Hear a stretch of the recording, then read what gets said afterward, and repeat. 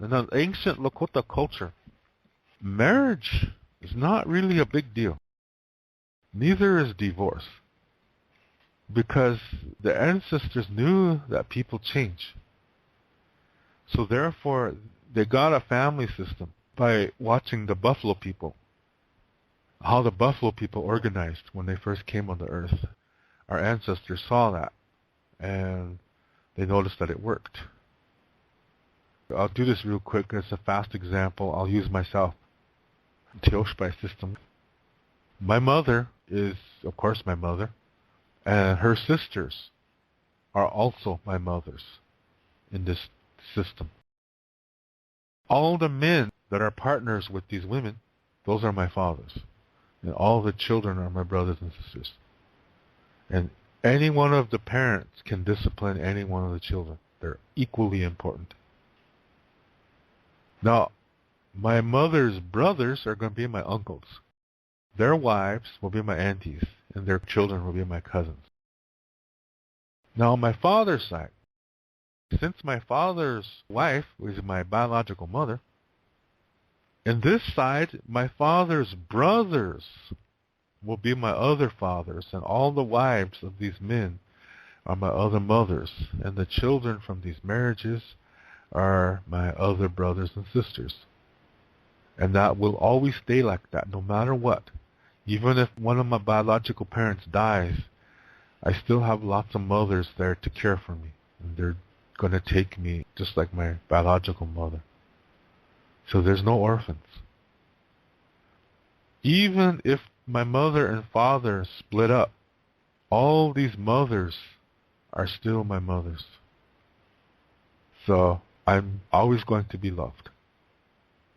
That's how that Teoshpai system works. So when a relationship didn't work, even after children were born, they can split. The parents can split apart. And the children are still looked after by a lot of people. The only thing that changed was that the biological mother and father are not together anymore. But the children are still loved by many mothers. And when they're born, they're taught to think in a community way. So when a mother and father splits, yes, it hurts, but not as much as it does today. Because the child is used to so many women being the mothers to itself that the sadness doesn't last that long. So that's how it was back then. So when a couple decides to live together, there's no marriage ceremony. In ancient times, there was no marriage ceremony. The families talk, and maybe the couple starts the conversation. Maybe they go to their families and say, we'd like to live together. So they talk about it so that no Teoshpai rules are being broken. So then they decide to live together. So then they make an announcement. There's a camp crier called the Eapaha. He's going to go around the camp saying, everybody gather in the center. We have an important announcement to make. So then this couple is brought into the center. The people are standing around, and the Eapaha will talk, and they'll say, it's always a wonderful time when two people can get together, and maybe they have children, and the children come to bless the camp, and we continue to survive. We continue to live. Some people may get up and talk about being a husband, being a mother, being a wife, being a father. Just make little kind of speeches like this. And then when everybody's done making their speeches, then the Eapaha will say, this is so-and-so. Now they're going to live together. And that's their teepee right over there. And everybody says, all right. And people cheer and yeehaw. But they don't say yeehaw. They say their warrior cry or whatever. And then they let it be. Now they're together. That's all it was. There's no, do you take this buffalo skull? And nothing like that at all. When it didn't work, divorce was really simple. nothing tragic, because they understand that people change. And sometimes that change makes it so that the couple cannot live together anymore. So they part. There may be hard feelings, there may be sadness, there may be anger, but they know how to deal with that. They treat it like a difficulty and make the most of it. Learn from it. That's how it was in the past. Today's idea of marriage is a man-made idea. This was created by man to control a woman, to oppress a woman, to see the woman as property. That's the origination of the idea of marriage. And then using a dualistic ideology like the Bible and Christianity and Catholicism and whatever other religion, and talk about how this is a God-given thing. No, that whole idea is created by a man. And this society has their certain expectations, and in some churches, if you divorce your wife, you're going to hell. For example, if a woman marries a man who's divorced, this means that this couple is damned, and any children born from that marriage is going to be considered an abomination, a bastard. That's in the New Testament. Indians in the early 1900s became Christians. So up to the 1960s, 1970s, when Indians got divorced, it was all Christian thinking. And so when an Indian couple got divorced, it was just shocking. But in ancient times, it was nothing. You see how things changed. In ancient times, the children are taken care of always. But today, a little baby could be considered a bastard just because its father was married before, because these Indians are trying to be Christian. So the families of the mother in this kind of situation, her relatives may treat this baby really no good just because in their Christian influenced minds they're considering this baby an abomination and a bastard. Whereas in the Lakota way, all babies are sacred. Wakanja, they're called. That's sacred. That's the word wakan, which is the energy of life.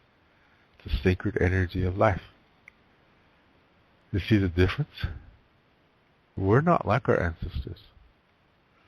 So today, divorce is seen in a really bad light among Indian people, especially in the 1970s and before that. And when Indians became Christians, they developed the same kind of expectations that when you meet somebody, that this is your forever mate. And how do you know that? Because something could happen. Change can happen. And it will totally throw everything out. So in the Western world, people are kind of brainwashed into thinking that when you find a person that's going to be your one and only for the rest of your life. But you can't really guarantee that. So then the churches add in their wedding vows through sickness, through illness, meaning if there's a difficulty, that means one of them is mentally sick. That's what they're saying. So they're supposed to stay married. So the Christians, they define, if one of the people in the couple changes, then Christians will say, well, that person's obviously mentally ill. As soon as something happens that makes the person violate this religious law, then they say, well, the only way a person would violate the religious law is if they're mentally ill. That's the way the Christians see it. They do not place value on change, because change can also be for the better. But just look at it like, okay, are you going to be with somebody and they're just going to be together? If you want to get married, fine and dandy. Just don't see each other as owning each other. Just don't see this as, oh, this is going to last forever. No, no, no. When you think like that, you're going to fall, because you're not in the present moment. So just enjoy it as it's happening. Problems will come because that's nature. Problem comes to us in our individual lives. so we can learn from it and grow from it. The same thing is going to happen to relationships. There are opportunities for you to increase your love towards each other. But if one of the partners falls emotionally, that their development goes unhealthy, then it's going to end.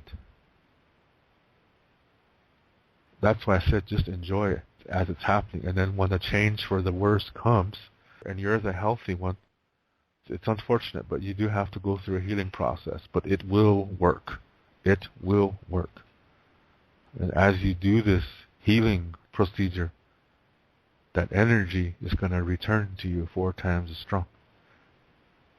So you're keeping the ball in motion in a healthy way of living. You're still on a healthy road to life. You're still being healthy. This is what's happening. And like attracts like, so you will attract another healthy partner. That is a guarantee. That's natural law. Unhealthiness attracts unhealthiness. Oppressors attract victims. Victims attract oppressors. Like attracts like. What they have in common: low self-esteem, emotional insecurity, low self-worth, need for outside validation, inferiority complexes. They both have that. But yet one expresses it as an oppressor and the other one expresses it as a victim. And sometimes the roles switch. But it's still an unhealthy attraction. Sometimes change is not always for the better for somebody.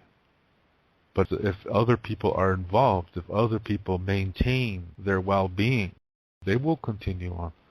Life will continue on. It always does. People are born, people die, but the world continues on. Lakota Star Knowledge says you cannot destroy the world. It won't let you. Just because you're healthy doesn't mean you're going to stay healthy. That's why you have to stay in the here and now. The better you do that, the more you stay in the here and now, the better you maintain your health. But once you start going away from the present moment, you're going to set yourself up to fall. That can happen to anybody. In our culture, we have this character named Iktomi. And Iktomi represents duality, the thought process, the underlying theme of duality. This is unhealthy way of looking at life, unhealthy living. Our tradition says Iktomi's medicine wheel only has 3 parts. It doesn't mean that it's a circle divided into 3. It doesn't mean that. It means it's a circle that's missing a part. And all you have to do is miss one part, and you will go down, you will crash, you will die. So just imagine if you're missing 2, it comes faster. If you're missing 3, it's going to come incredibly fast. You lose yourself. To read more about Lakota Star Knowledge spirituality, you can read my book called Wichocha Otechike. You can see the book cover on the right side of this screen. This book contains the information to what I talk about on my Lakota spirituality videos.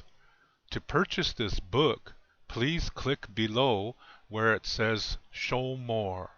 Clicking on that link will open up the description below, and there you will see a link called To Purchase My Books. As you will see, it's an eBay link. Click on that eBay link, and there you will see the information to get this book. Lila Pila Mayelo. Thank you very much.